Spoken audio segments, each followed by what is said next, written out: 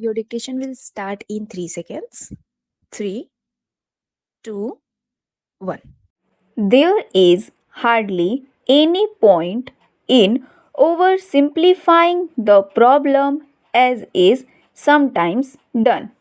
For instance, some advocate that the rate of expansion of higher education should be greatly restricted through a system of selective admission so that higher education will again have the same scarcity value which it once did. This may also have the dubious political advantage and that it will substitute the rural uneducated unemployed who is comparatively docile and inconspicuous for the urban educated unemployed who is vocal and turbulent and who insists on being noticed. It is true that there will have to be some restriction on expansion of higher education, especially because of the constraints involved in maintaining adequate standards. But we must keep two main considerations before us. The first is that higher education is a great instrument of social change and that it must be spread increasingly among those social groups and in those areas of the country where it has not made adequate progress so far. Secondly, we cannot say that India is by any means an over educated nation at present. The number of university graduates in our country is far too small in comparison with that in the industrially advanced country.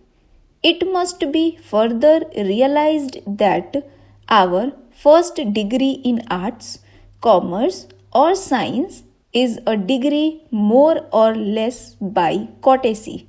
The Sadler Commission pointed out long ago that much of what we call higher education in India is really equivalent to school education. This observation is even truer today than it was 50 years ago.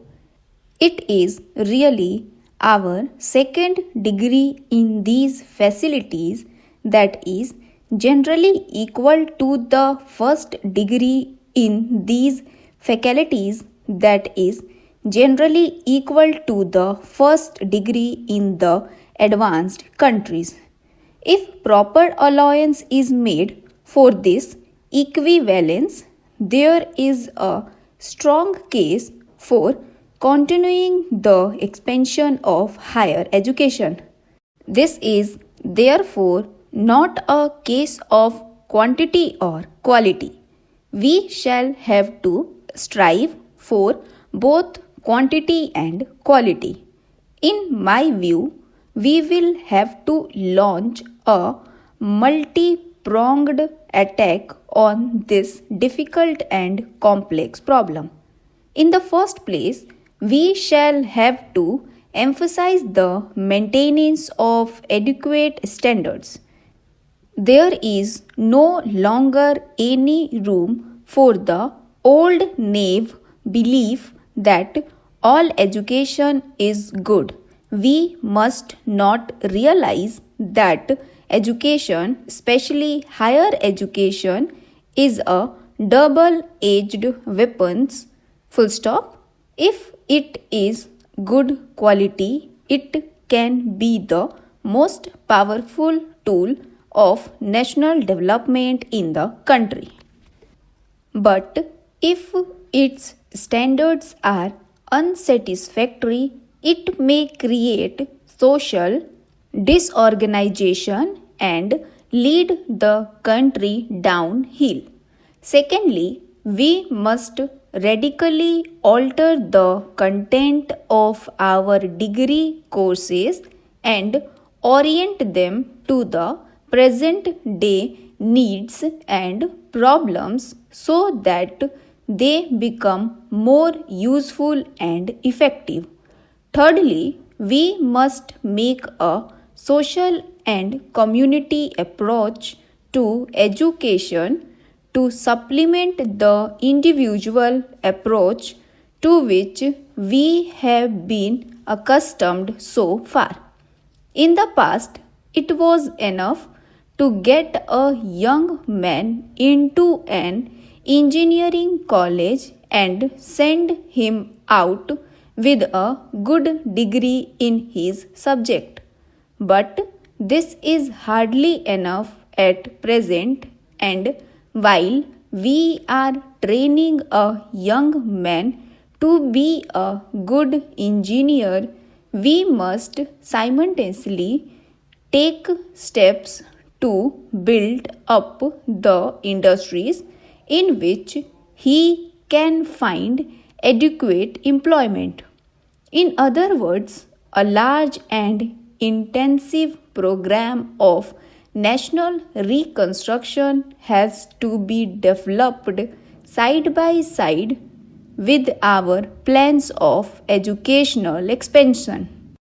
These programs are by no means easy to develop, but nothing worthwhile is ever easy.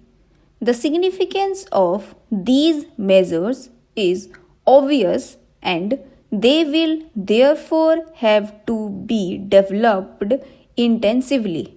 This will need a large increase in our investment in higher education. But what is even more important, it will need better planning and dedicated and sustained effort on the part of our teachers and students. Our universities and colleges will have to abandon the ivory tower existence to which they are largely accustomed and relate their programs of teaching and research intimately to the life needs and aspirations of the people. In addition to training and research, which are their traditional functions and whose performance should be improved, they will not have to assume responsibility for worthwhile and challenging programs of adult education and social or national service in which their students and teachers would be effectively involved. This will enable them to send our year after year large bands of young men and women who are competent, dedicated to the service of their country, imbued with a sense of social responsibility and committed to national development. In its turn, this will help the nation to prosper and the economy to grow so that there will be more and better employment opportunities for the increasing number of young men and women who will continue to flow out of the institutions of higher education.